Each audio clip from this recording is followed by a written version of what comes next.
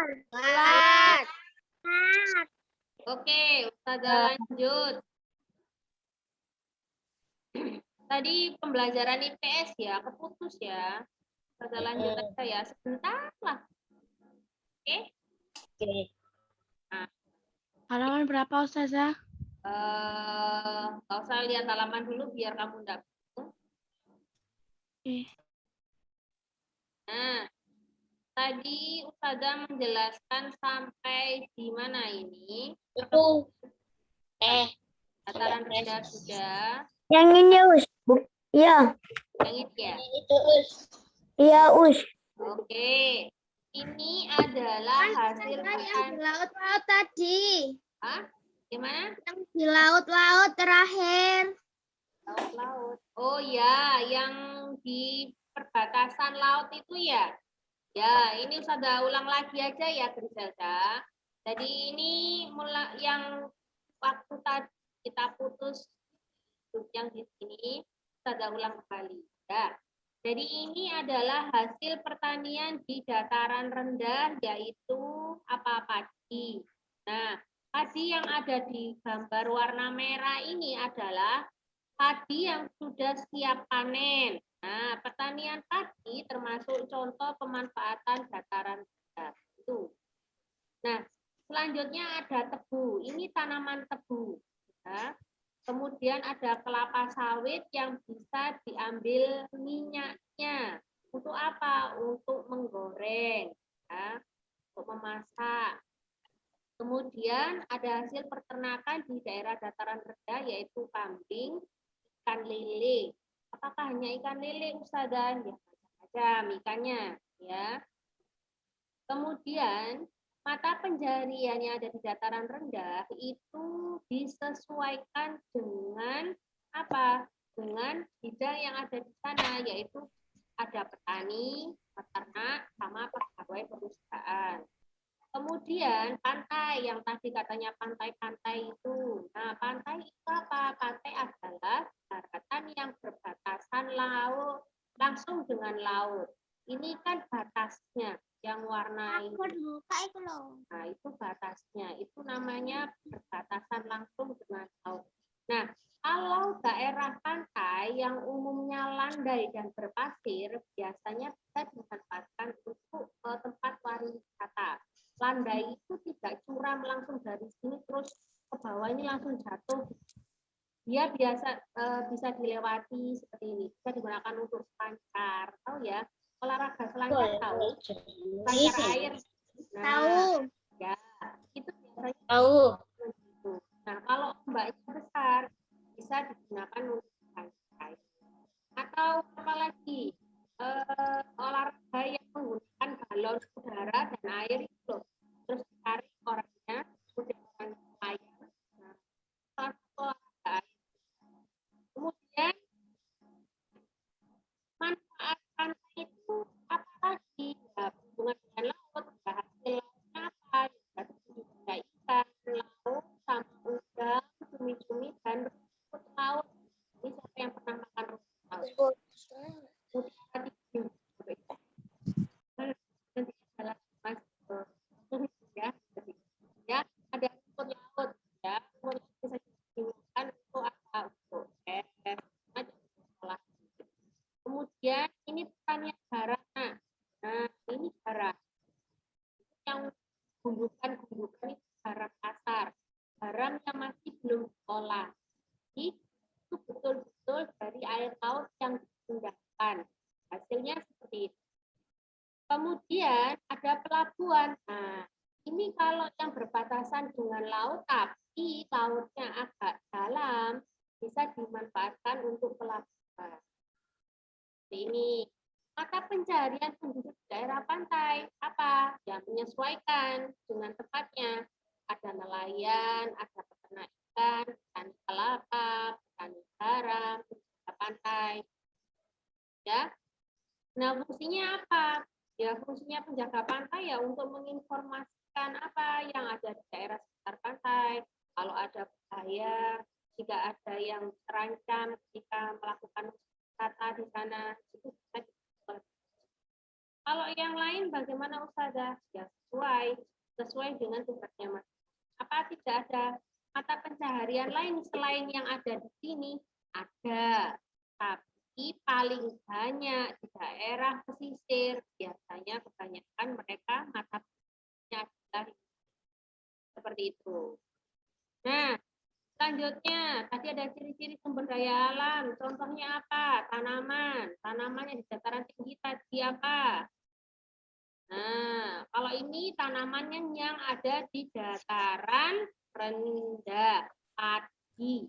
Nah, ini tumbuh di daerah yang suhu atau iklimnya tropis atau cenderung panas, banyak cahaya. Nah, tanah yang cocok untuk tanaman padi adalah tanah yang mengandung banyak humus dan pengairan yang cukup. Ini loh pengairannya. Nah, sampai lumpur seperti ini. Nah, ya. Kemudian pada awal masa tanam, tanaman padi harus digenangi oleh air, banyak air. Nah, ini padi yang masih kecil, ya. Bibit padi, tanaman padi. Itu banyak airnya awal-awal. Kemudian di lahan yang terbuka, tidak tertutup, penuh dengan cahaya matahari. Ya, makanya di situ ada matahari. Kemudian padi juga dapat ditanam di tanah yang miring atau lereng. Nah, ini loh lereng maksudnya Ustazah. Tadi kan kamu tanya, Ustazah apa sih sengketan? Ya ini loh sengketan. Sengketan itu adalah sawah yang berundak. Itu Kayak tangga ya Ustazah. betul, kayak tangga. Sawah bertingkat yang terdapat di lereng disebut sengketan. Nah, fungsinya apa? Fungsinya untuk salah satunya adalah mencegah terjadinya erosi atau pengipisan tanah oleh air saat turun hujan. Ya. Kemudian teh itu tanaman yang tumbuh di daerah apa? Tropis dan subtropis. Banyak cahaya matahari tapi tidak terlalu banyak seperti di daerah dataran rendah dan curah hujannya sangat tinggi atau tinggi, banyak turun hujan itu. Nah, ini tanaman teh ya. Tanah yang cocok untuk tanaman teh adalah tanah yang mengandung humus. Berbeda dengan padi, kalau teh tidak memerlukan banyak air pada saat awal tanam. Kalau tadi kan padi kan pada saat awal tanam butuh banyak air. Kalau teh nggak butuh. Kemudian semakin tinggi daerah penanaman teh, maka semakin tinggi pula kualitas teh yang dihasilkan. Makanya tadi Ustazah bilang, bisakah teh ditanam di dataran rendah? Bisa, cuman kualitas saja yang berbeda dengan teh yang hasilnya di daerah dataran tinggi. Ya. Nah, di sini kamu bisa lihat kalau di sini tadi ada burung apa? Cendrawasih. Burung cendrawasih adalah burung khas Indonesia yang ada di kawasan hutan. Kamar mandi. Ya. Di kawasan mana?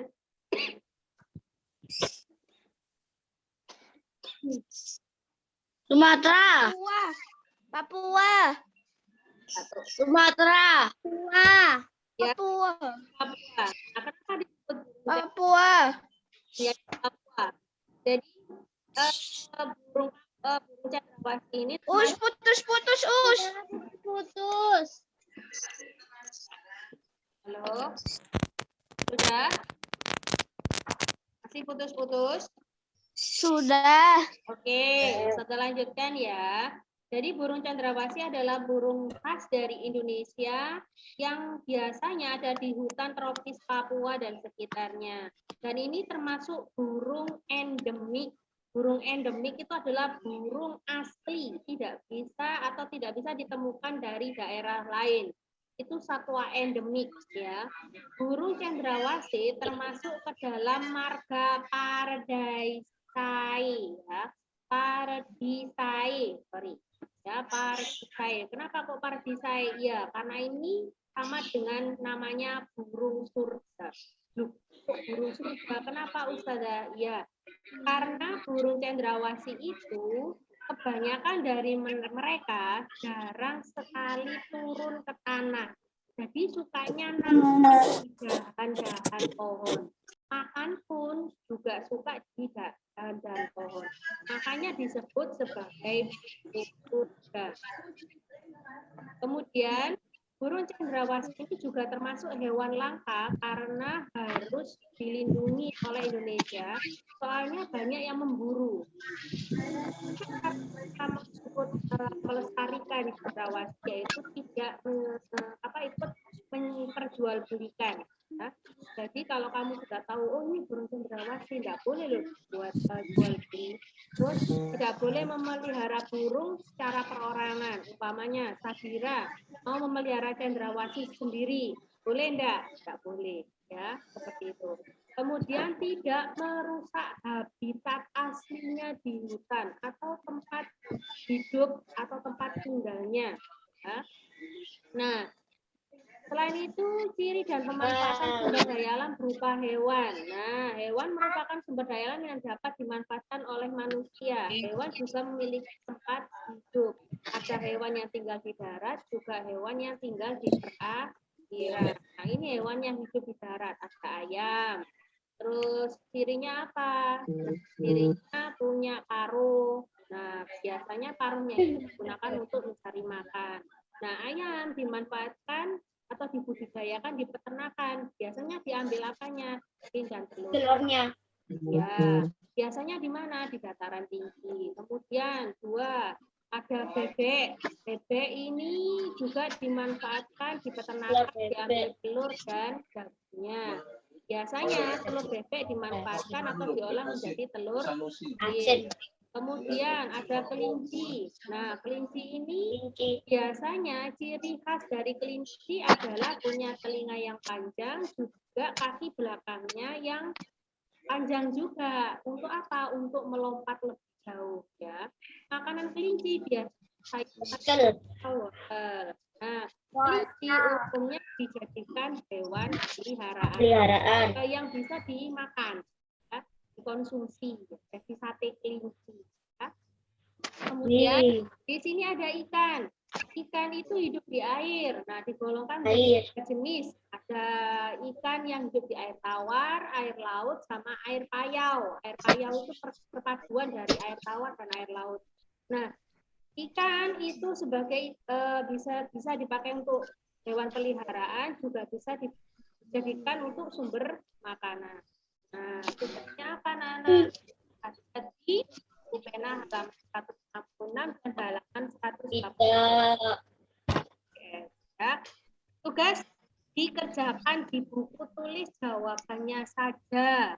Ya. Dikumpul dalam 4 September.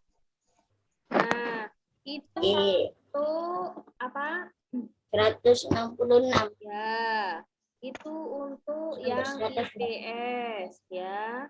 Nah, kita Bentar IPS ya. betul. IPS. Ya. Kalau sudah, Ustazah lanjut ke bahasa Indonesia. Yuk, Halaman berapa, Ustazah? tanya.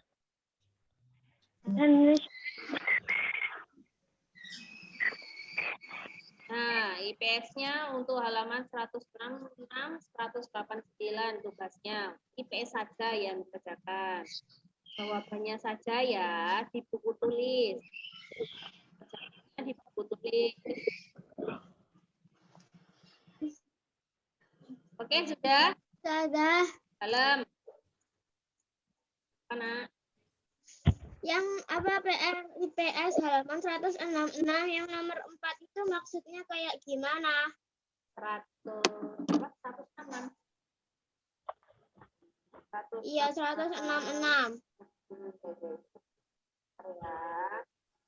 166. Nomor Nomor 4 yang tabel. 4. Oh, lengkapilah tabel berikut ini. Ada lokasi, kemudian ada penjelasannya di situ. Di situ ada dataran rendah, ada dataran. Putus-putus, Us. Oke. Bentar. Sekarang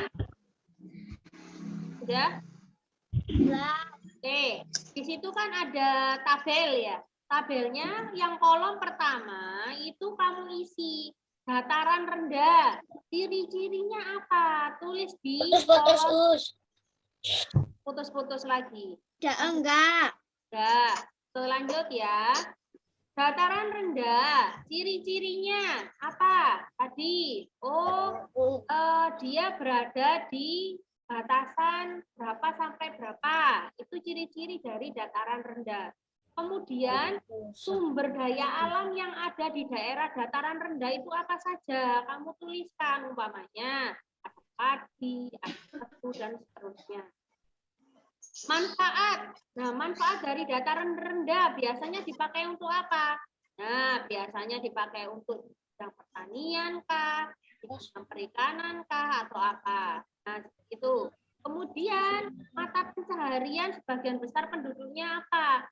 Nah, tuliskan mata pencaharian penduduk sebagian besar. Izin ke kamar mandi. Nah, di daerah dataran rendah itu apa? Nah, itu kamu tuliskan di situ, ya. Seperti itu. Ya. Begitu juga dengan dataran tinggi, sama dataran rendah. Ya. Oh iya Ustazah, terima kasih. Ya, sama-sama. Yang lain mungkin ada pertanyaan? Tidak. Oke, Ustazah lanjut ya, Nak, ke bahasa Indonesia ya. Agak dipercepat ya. Nggak usah lihat di buku, lihat di layar aja dulu. Dengarkan penjelasan dari Ustazah, kamu lihat di layarnya. Kalau kamu lihat di buku, nanti tambah bingung. Mana halaman berapa gitu ya. Ya, kita mulai ya.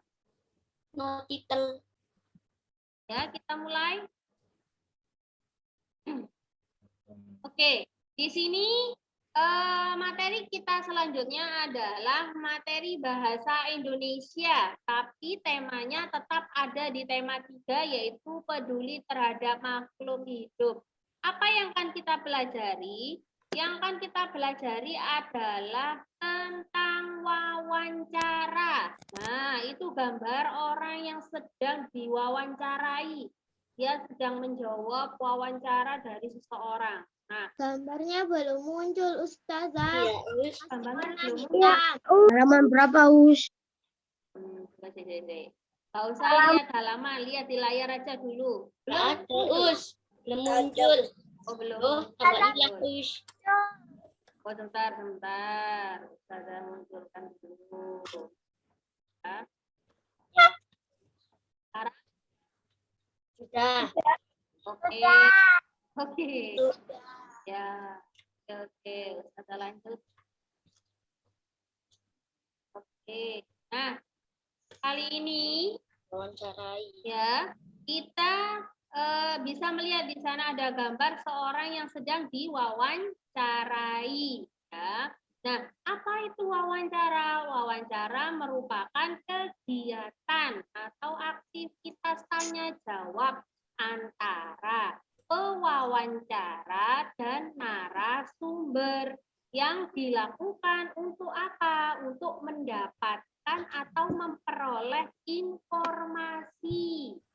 Ya, untuk mendapatkan informasi secara rinci tentang apa? Tentang suatu hal atau peristiwa.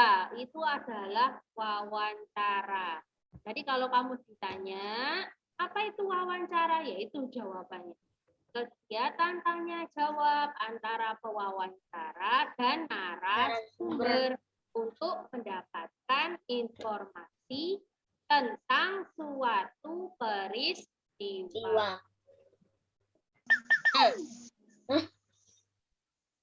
Nah, itu ya. Ini apa tuh? Ya, bunyi layar. Di situ ada 2 orang yang terlibat. yaitu 1 pewawancara dan 2 adalah narasumber. Nah, pewawancara itu adalah apa? Pewawancara adalah orang yang melakukan wawancara dengan menyebutkan pertanyaan-pertanyaan yang berkaitan dengan suatu peristiwa. Kalau narasumber itu adalah orang yang diwawancarai dan memberikan informasi sesuai dengan peristiwa yang terjadi. Nah, selanjutnya, sebelum melakukan wawancara, apa yang perlu dilakukan? Yang perlu dilakukan adalah menentukan topik wawancara. Topik itu apa? Yang sedang dibicarakan atau yang akan dibicarakan. Itu topik. Ya. Contohnya seperti saat ini kita sedang membicarakan tentang apa topiknya? Ya wawancara, kan gitu. Nah, topik wawancara itu ditentukan berdasarkan hal atau peristiwa yang ingin kamu ketahui. Nah, tujuannya apa topik ini ditentukan? Supaya wawancara itu bisa fokus atau lebih fokus terhadap pertanyaan yang akan diajukan. Nah, setelah menentukan topik, apa yang dilakukan lagi? Yang dilakukan lagi adalah menentukan daftar pertanyaan. Nah, menentukan daftar pertanyaan yang akan kamu ajukan saat wawancara. Nah, setelah itu baru ketika kamu sudah menentukan topik dan daftar pertanyaan dalam wawancara, kamu bisa menentukan narasumber siapa yang bisa kamu wawancarai. Itu adalah tahap sebelum kamu melakukan wawancara. Ya, dari sini ada pertanyaan? Tidak. Oke, kita lanjut ya. Nah, setelah itu tadi ada tahap sebelum melakukan wawancara, persiapannya apa saja, kamu sudah tahu. Nah, saat melakukan wawancara, apa yang perlu kamu lakukan? Yang perlu kamu lakukan adalah pertama, memulai pembicaraan dengan sapaan yang ramah. Jadi tidak boleh kamu memulai pembicaraan dengan namanya, permisi Bapak, bisa saya wawancarai tapi sambil dengan nada tinggi. Nah, itu namanya bukan ramah, tapi kamu seperti membentak ya. Nah, seperti itu. Jadi jangan sampai seperti itu ya. Kemudian perkenalkan diri kalian dengan baik terlebih dahulu sebelum melakukan wawancara. Kemudian selanjutnya yang kedua adalah mengajukan pertanyaan yang sudah kalian buat tadi dengan jelas dan menggunakan bahasa yang santun atau sopan. Ya. Saat kamu mengajukan pertanyaan, narasumber kan memberikan jawaban. Nah, apa yang selanjutnya kamu lakukan? Mencatat jawaban yang dijelaskan oleh narasumber. Jadi saat kamu mengajukan pertanyaan, kamu bisa langsung mencatat. Atau yang biasanya dilakukan oleh pewawancara, biasanya membawa tape recorder ya, atau supaya merekam secara langsung. Nanti bisa disetel ulang seperti itu. Kemudian yang terakhir adalah mengakhiri wawancara dengan kesan yang baik dan menyenangkan. Ya, jadi ketika sudah selesai, kamu bisa mengucapkan terima kasih Bapak atau Ibu atas waktu yang sudah diberikan. Nah, seperti itu. Kamu kasih kesimpulan yang baik atau kesan yang baik buat para narasumber. Seperti itu ya. Nah, kalau sudah, hal yang perlu diperhatikan saat wawancara apa? 1. Pertanyaan yang diajukan sebaiknya memakai kalimat yang efektif dan mudah dipahami. 2. Penampilannya dan sikapnya saat melakukan wawancara itu harus santun. Nggak boleh kamu melakukan wawancara pakai baju kaos oblong. Ya. Terus tiba-tiba masuk, Bapak permisi mau wawancara ya, sambil badannya basah semua oleh keringat. Jangan ya, usahakan. Jadi usahakan dengan pakaian yang rapi dan penampilannya sudah cukup bagus dilihat. Nah, kemudian yang terakhir, tidak menyela narasumber. Menyela itu memotong pembicaraan dari narasumber saat memberikan penjelasan. Ya. Nah, ini dibiasakan. Jadi saat menjelaskan, tidak boleh tiba-tiba kamu memotong pembicaraan. Nah, itu tidak boleh. Ya. Nah, selanjutnya, penjelasan berikutnya ada pada di subtema 2 tentang narasumber dalam wawancara. Narasumber itu tugasnya apa? Narasumber tugasnya adalah memberikan informasi yang dibutuhkan oleh pewawancara untuk menjawab pertanyaan-pertanyaan yang telah dibuat. Nah, sebelum melakukan wawancara, harus menentukan narasumber yang tepat untuk informasi kalian. Kalau kalian seorang wartawan atau seorang pewawancara, ketika kamu sudah membentuk tadi topik, membentuk pertanyaan, habis itu kamu tentukan siapa narasumber yang sesuai untuk menjawab pertanyaan-pertanyaan kamu tadi. Jangan contoh umpamanya, kamu ingin mencari informasi tentang perkembangbiakan dari burung cendrawasih. Yang kamu tentukan narasumbernya adalah seorang petani. Nah, kira-kira itu sesuai atau tidak? Halo? Halo. Ya, sesuai atau enggak? Nah, gimana? Kalau tadi kamu cari pertanyaan tentang cendrawasih, ya, burung cendrawasih tadi, terus habis itu kamu narasumbernya seorang petani. Cocok atau enggak? Tidak. Tidak, iya betul. Jadi ya berarti yang perlu kamu cari narasumbernya adalah siapa? Ya, peternak atau penjaga dari burung cendrawasih. Itu ya, harus sesuai. Kemudian nah, narasumber yang kita wawancarai sebaiknya memenuhi syarat berikut. Nah, itu tadi yang saya sampaikan. Punya pengetahuan di bidang tertentu yang berkaitan dengan topik wawancara. Kemudian yang kedua, mempunyai keahlian tertentu dalam suatu bidang dan sesuai dengan topik. Dan yang ketiga, mengalami atau terlibat langsung dalam peristiwa yang berkaitan dengan topik. Seperti itu. Nah, sikap pewawancara yang baik terhadap narasumber apa saja? Banyak. Bisa kamu lihat di situ. Yang pertama, memperkenalkan diri dengan calon narasumber, terus kemudian menyatakan maksud dan tujuannya dengan jelas. Itu yang pertama. Yang kedua, meminta kesediaan seseorang untuk menjadi narasumber dengan bahasa yang santun. Tidak boleh tiba-tiba kamu mewawancarai seseorang tanpa izin orangnya. Ya, itu namanya tidak sopan, ya. Kemudian yang ketiga, menepati janji wawancara dengan narasumber sesuai dengan waktu dan tempat yang sudah disepakati. Nah, kalau kamu sudah janji waktunya jam 9 atau pukul 9 datang di tempat mana yang kamu tentukan dengan narasumber, ya harus datangnya jam 9. Kalau ada mundur, bagaimana Ustazah? Ya, kasih informasi, jangan diam saja, seperti itu. Ya. Kemudian yang keempat, melayani narasumber dengan baik, misalnya memberikan makanan atau minuman saat wawancara. Jadi jangan dibiarkan dia diam saja seperti itu. Terus menjawab pertanyaanmu sampai sekitar 2 jam, ya. Nggak kamu kasih makan, nggak kamu kasih minuman, ya kasihan nanti. Yang kelima, berbicara menggunakan bahasa yang santun dan interaktif saat wawancara. Interaktif itu artinya ada timbal balik.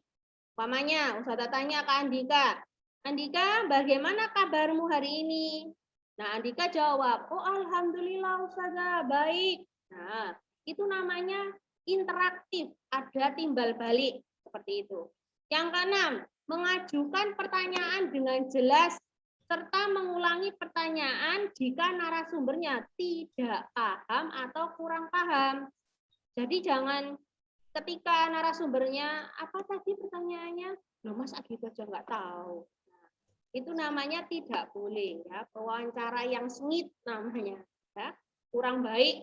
Nah, yang ketujuh, tidak menyela atau memotong penjelasan narasumber saat menjawab pertanyaan.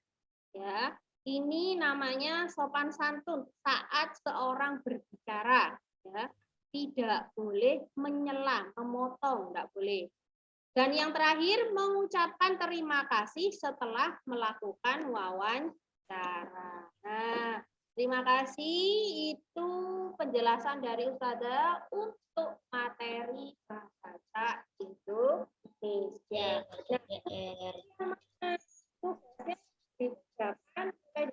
Ya bahasa Indonesia. Ustazah suaranya putus-putus. Oh, Sekolah. Oke, kita stop dulu. Nah, sudah? Tugasnya ada pada halaman, coba dilihat, halaman 167 yang bahasa Indonesia. Ya, Halaman 167 ya. yang bahasa Indonesia.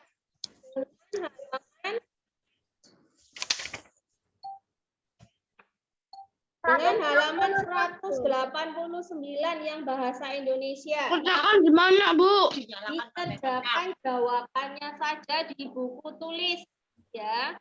Dikerjakan jawabannya saja di buku tulis tematik. Ya. Adakah pertanyaan?